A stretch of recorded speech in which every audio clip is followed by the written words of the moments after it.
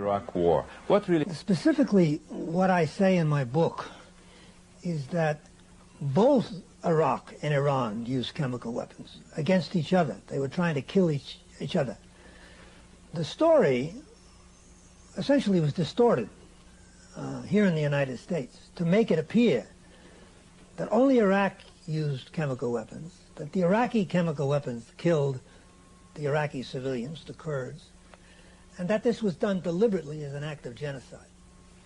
In fact, we know, or I know, because I was an intelligence officer at the time, that the actual incident was a battle in which the two sides were trying to capture the city of Halabja, and both used chemical weapons against each other, and the Kurds, who were caught in the middle, were killed. So you can't say it's genocide. Moreover, the Defense Intelligence Agency in the U.S.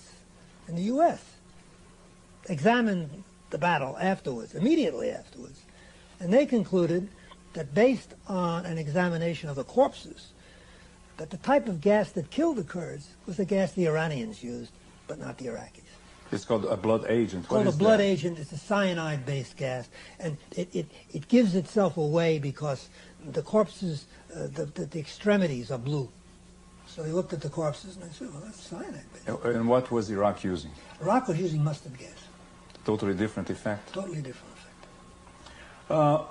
Why do you think that the CIA at the time used that information that you say is distorted, that Iraq was committing genocide against the Kurds? It wasn't primarily the CIA. Unfortunately, the CIA went along.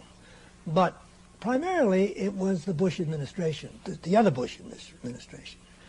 Up until the end of the Iran-Iraq War, there was not a great deal made of this Halabja incident.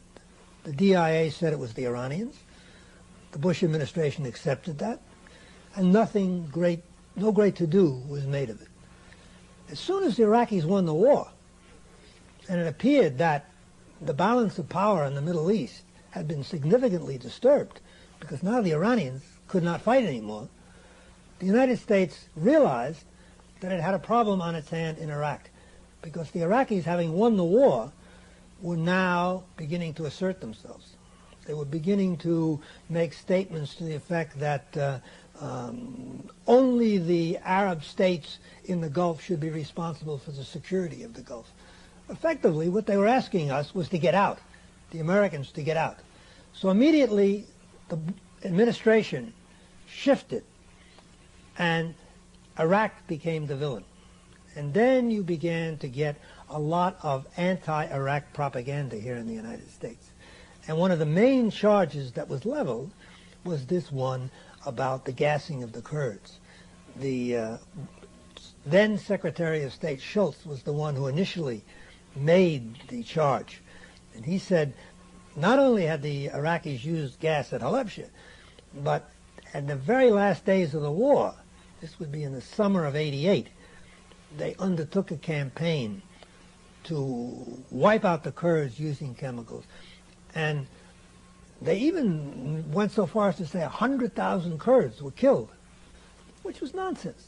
You can't kill 100,000 people using chemical weapons in the kind of terrain you have in northern Iraq.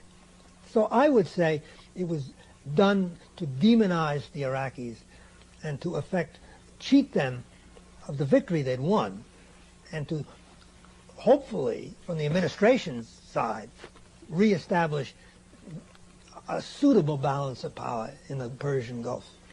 Saddam Hussein is the ultimate Ba'athist. He is an organization man. If he goes and the Ba'ath goes, the country falls apart. One of the things that are said about